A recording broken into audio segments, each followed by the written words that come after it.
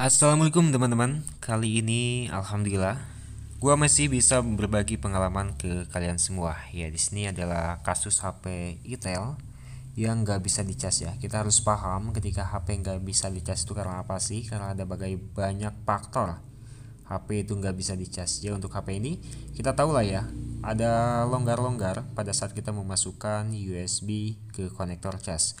Dan ini kita siapkan solder, ada loadpad cairan yaitu untuk ketika kita menggunakan timah, dan solder itu lebih memudahkan kita dalam beroperasi dan tidak mudah lengket. Seperti itu kegunaan loadpad itu. Dan ada yang terbaru selain loadpad itu adalah pasta juga, pasta cair juga, itu lebih bagus ya. Dan ini adalah konektor yang kita siapkan, konektor universal ya. Universal, jadi konektor ini bisa kita gunakan di HP manapun, asalkan kakinya itu sama dan sesuai ya. Untuk kakinya ada 4, pinnya juga ada 4, dan untuk cara nyoloknya pun juga sama ya. Dia itu berada di bawah ataupun berada di atas untuk si kaki-kaki yang hitam, kuningan hitam yang ada bagian dalamnya itu. Nah, di sini kita buka untuk HP Itel sendiri di sini. Ini kan ada uh, Oke, jadi di bagian bawah itu kita copot ya untuk konektor LCD dan juga switch antena. Dan untuk HP Itel ini sendiri ini kayak HP-HP Advan ya, ada kabel-kabel gitu. Itu kabel untuk yang bergetar ya. Dan kita bisa copot dengan menggunakan solder seperti ini. Nah, bisa kelihatan ya, untuk HP ini konektornya itu bermasalah. Jadi, kita bakal lakukan pergantian konektor ya. Karena kalau konektornya itu sudah longgar, HP ini penyebab HP tidak bisa dicas itu mungkin karena konektornya yang sudah longgar ya. Untuk tahap pertama itu, kalau konektor bagus ya kita ukur tegangan step by stepnya, itu tentunya ada ya. Kalau teknisi itu untuk mengatasi HP yang nggak bisa dicas itu, yang pertama kita cek dulu bagian konektornya. Yang kedua, kita ukur tegangannya. Jika dirasa konektor dan kaki pinnya itu bagus ya, ukur tegangan di jalur pibet apakah masuk atau enggak, voltase 4,2 volt atau paling minimalnya itu 3,7 volt dengan menggunakan tester ataupun ampermeter ya. Lanjut, jika masuk tegangannya di pin konektor bagian bawah, kita cek lagi apakah bisa mengeluarkan tegangan atau tidak di jalur pibet baterai ya, bagian atas dari bawah ke atas itu ya. Kalau nggak bisa, berarti bisa diartikan ada jalur yang putus, bisa juga fleksibel atau lainnya. Nah, di sini karena ini konektornya itu longgar, jadi kita siapkan ya untuk plug seperti ini. Ini plugnya yang murah, yang 2000-an ya. Ini kuncinya untuk mencairkan si tinernya itu. Dan sebelum kita melakukan pencopotan konektor, alangkah baiknya ya untuk tiner lama itu, timah lama itu kita kasih timah yang baru seperti ini sebelum kita lakukan pembloweran. Kuncinya agar si timah lama yang keras itu bisa meluluh dengan adanya timah yang baru ya.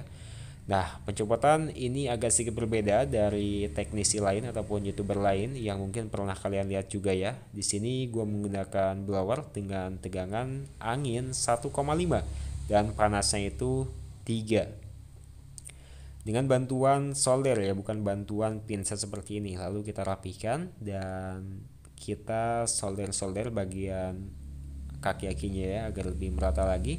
Apabila ada jalur yang putus seperti ini kalau bisa kalian lihat ya dengan mata terbuka gitu, ada satu jalur yang putus. Nah, di sini gua pasang ya dengan menggunakan pinset, lalu tekan pinset tersebut dan kita solder.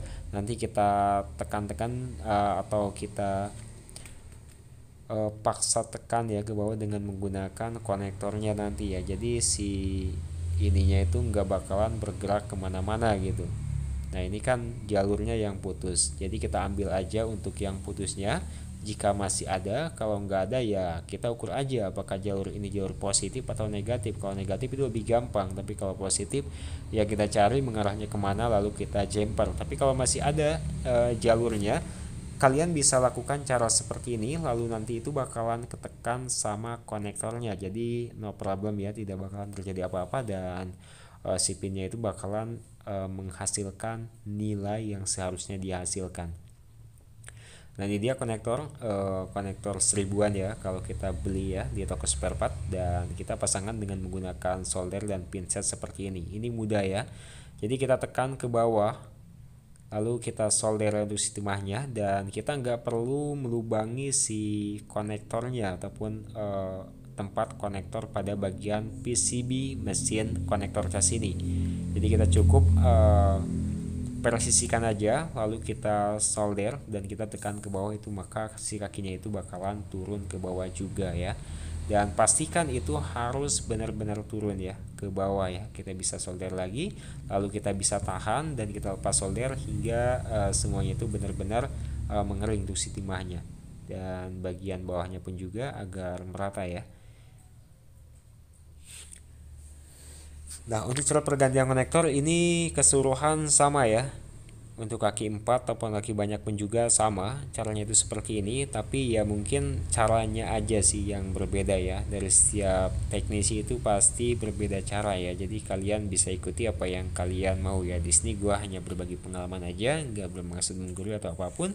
Karena untuk pergantian konektor ini cukup teknisi pemula modal YouTube aja udah bisa ya. Pastikan juga alat-alatnya itu memadai seperti solder yang bagus ya, dan juga ada plug, ada load pad dan timah cair. Ada timah pasta ya.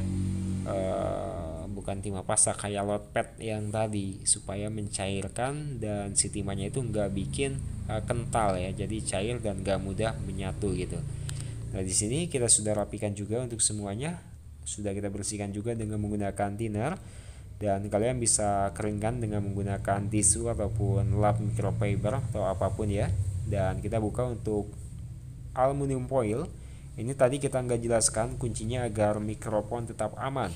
Karena untuk komponen mikrofon yang tanam ini, ketika dia terkena panas ataupun terkena peluk cairan apapun, si mikrofonnya itu bakalan mati ya, karena rentan banget untuk tipe mikrofon yang tanam. Dan untuk sekarang nggak ada mikrofon yang kayak HP Nokia ataupun HP Evercost, dan itu sudah punah ya. Jadi semua mikrofon yang ada pada HP Cina ataupun HP yang terkenal ya, itu mikrofonnya dengan menggunakan mikrofon tanam, dan itu sangat rentan sekali jika mikrofon itu rusak ya. Kalau kalian nggak bisa, kalian harus menggunakan ganti satu set. Dan ini sudah berhasil ya, menghasilkan tegangan 0,55 ampere, dan seharusnya normalnya itu di 0,60 ampere.